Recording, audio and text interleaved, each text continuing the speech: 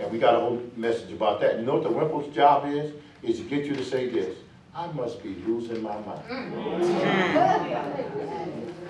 Oh, And when they to say bring that, loss of memory. something starts to happen. It starts to happen because you spoke it. You spoke it. So, Pastor, Exactly. Sure, yes, sir. it's been like a cultural, right, generation thing, doing suffering, lack of knowledge. You know how people say, be careful what you wish for, or, and you know, people in general not even knowing if they're doing witchcraft, say, oh, I wish this, or I wish that, or, you know, and it's the same thing. That's the same. It's just, Like, say you at somebody, back in the day growing up, you're a teenager, you get in a fight with somebody, right? A disagreement, and somebody, they got a gun, like I was telling you, they got a gun, he's gonna shoot you. I don't care, I wish you would. Oh, yeah. I've seen it with my own eyes. Yeah. See what I'm saying? They're not paying no attention, they're so mad and so angry that they're not paying attention, you're wishing something upon yourself. you release something in the spirit, Exactly. life and death is in the power of the tongue. Thank you. Say it again. Life and death is in the power of the tongue. Exactly. So if you got your keys right here, y'all hear this? You got your keys. I know you're all right and getting good to you. I know it's getting gooder and gooder. I know. But when you got your keys right here, or your court papers, or your insurance, or whatever, you know, good one. You set it right there, and you went to do something else with the refrigerator, get you some water, whatever, come back, and it's gone. Take it in heart to say, I must be losing my mind. No, don't say that. You tell that Wimple, like I've seen those things when I was growing up. You tell that spirit in Isaiah 5th chapter, the 3rd chapter, it's in there. You tell that spirit, bring my stuff back. We lived in New York. My wife had her pastor, her wedding band, and she knows she had it. And Wimple took it and he hid it, and we looked all over the house. And my son, he was about 12, 13 at the time, he said, Mom, you remember when Dad taught about the Wimple spirit? We was shaking the thing, took the garbage out, everything. And took the garbage can, shook it out, looked in the trash can, no ring. And when she did like my son said, Daddy taught on this Wimple spirit, rebuked that Wimple spirit, and when she went back in there, the other ring was sitting on top of the bed. Wow. Shook it. It's trying to get you to say something. I'm talking to somebody. There'll be a whole lot of people, y'all, that will be further along financially, physically, all these leads, if they hadn't said something. They said something that led them into something else, into a bad increase in the Wimple spirit, which is a Wimple is a weapon. I used to see those things running when I was in witchcraft, playing tag and stuff. I'm trying to get some sleep and they running. Oh, I had a terrible childhood. See, so I'm trying to, like my mother said, she's right, to get people to understand, don't say I am losing or I must be losing my mind. Or I'm about to losing my mind. Like a friend of my father, he died young, but every time something happened to him, he said, well, I'll be D. He said, real quick, I wish I had met you before my dad died, because he died as a young man, 50-something years old, because every time he turned around, he said, well, I'll be. I said, man, where your daddy at? He said, man, he died real quick. He died, and he shouldn't have died. He was a young man. Because he kept saying, he kept confessing. And some of us in here right now confessing the things we shouldn't be confessing to. You're in a wilderness. You're in an empty vessel in a wilderness. Wondering how to get out, same way you got in. You confess, you say what God said about you. You say to get you in there, say what God said to get you out. Oh, I got one amen on this side. It's the same thing. Huh? Oh, I know, I'm having fun. This is, it's not hard when you know what you're dealing with. You know, it's not hard when you know what you're dealing with. See, this stuff was beat into me. It was beat into me. And the belt buckle, standing against one, my father would beat me in the head, and the witches and stuff like that. And it's like, oh, man, my head would hurt. It's like, my whole entire life, something's always trying to hit me in my head. I can't go to church and not hit me in my head. I minded my own business in church last Sunday. Someone comes and threw me in the headlock and punches me in my head. Now I think I know why now. trying to destroy the information that I have in my head. But it won't work. No weapon formed against me shall what? Prosper. So the witchcraft now. Witchcraft. Saying, I wish this would happen. I want this to happen to her. So they're going to the maidens, and the maidens goes to the witch, and they start banging on stuff, and next thing you know, the girl gets a lump here, and fear will come. Fear comes with that lump. People that want to get it free, they go to the doctor quick, but sometimes that fear spirit will get in there, and they don't go fast enough. It might be two of y'all sitting here right now dealing with that. Now you know what it is. Now you can properly go after it. Properly. Right. I'm talking to somebody here. There's probably 2 or 3 women in here right now, God told me, that need to stand up for prayer right now.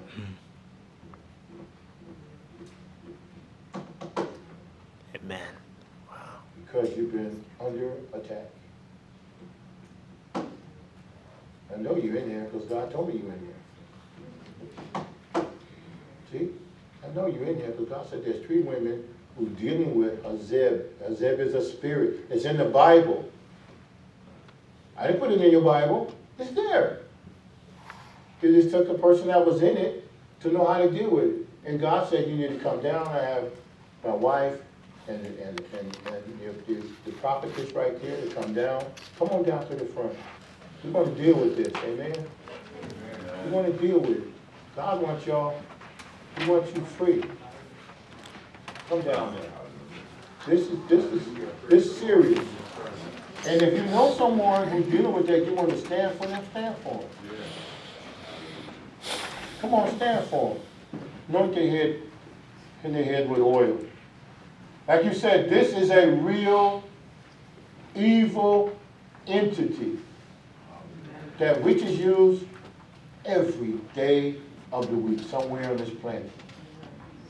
Africa, Haiti, where my people are from. Oh my God, I've been to Haiti. I've been, oh. You talking about those drums? Those drums? I didn't ever tell you what the drums mean. When they're beating the drums, what they mean? I've been through all this stuff. Y'all see what I'm saying, Pastor? I've been through this. And God didn't bring me through all of this stuff for me to sit down and say nothing. And that's why the enemy bangs me, has banged me in my head, and ain't banging me no more. I'm done with that. Amen. I'm done with that. Come on, anybody else? Want to stand for somebody? Come on down and stand for them. Just stand for them.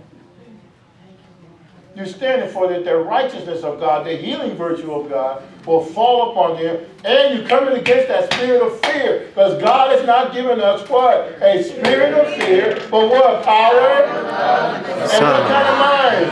Sound mind. Sound mind.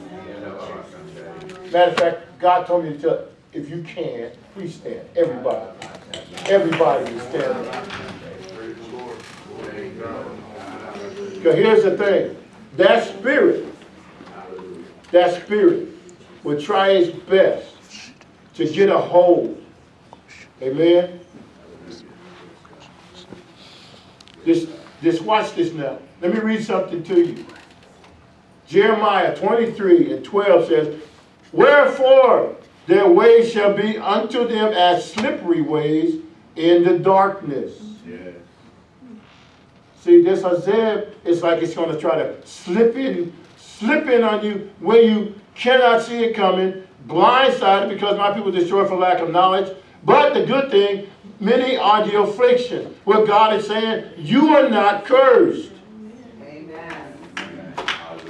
You're just suffering from temporary lack of knowledge.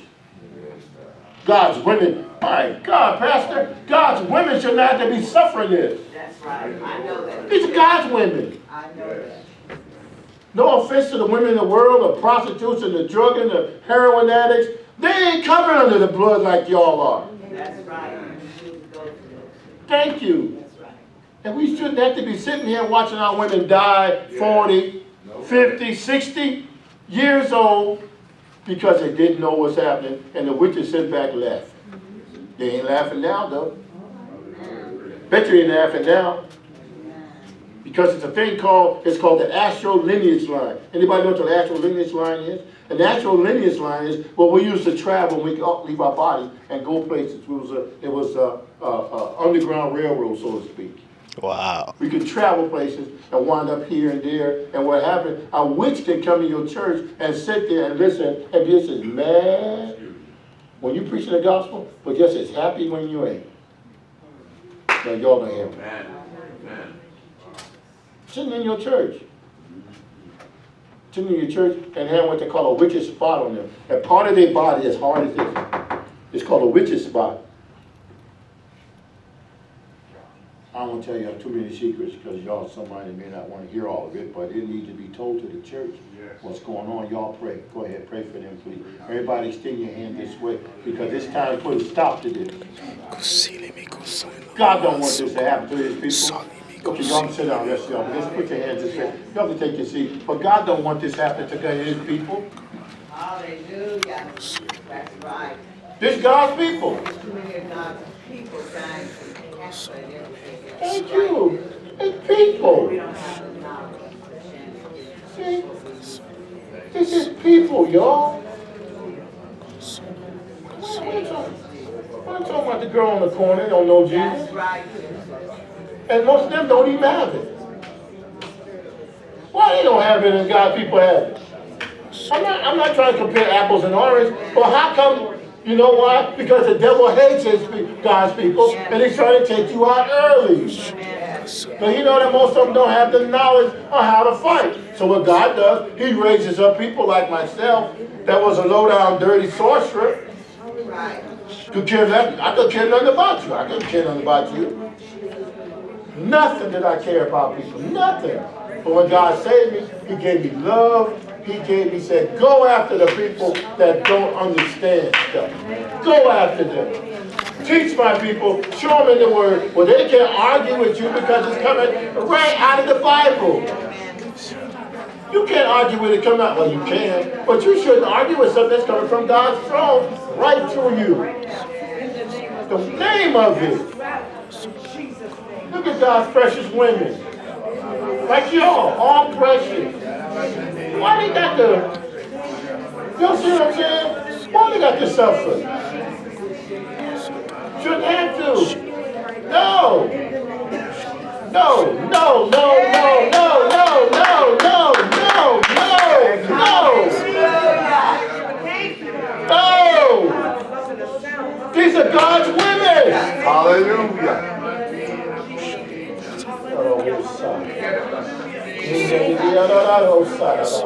Come on, y'all. Come for your praise.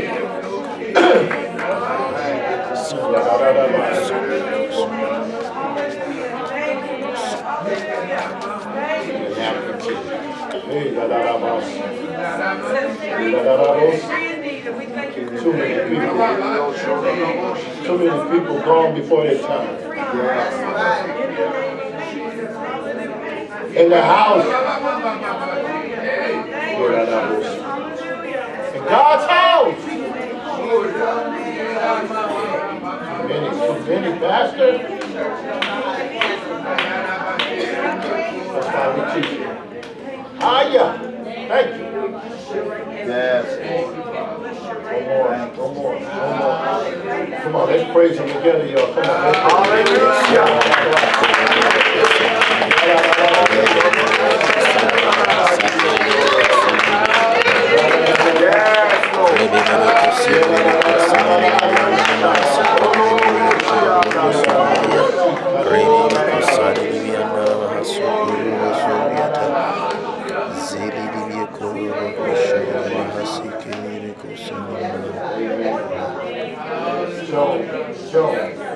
Joan, Prophetess Joan. She's finished.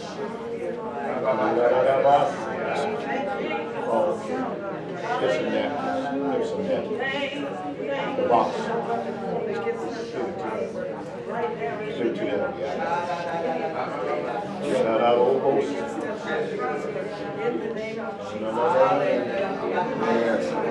You women of God are too precious to God for him to sit back and let the devil take you all out.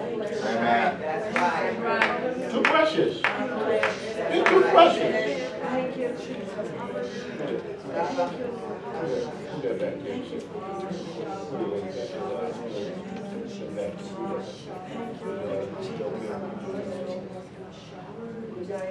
Put that back.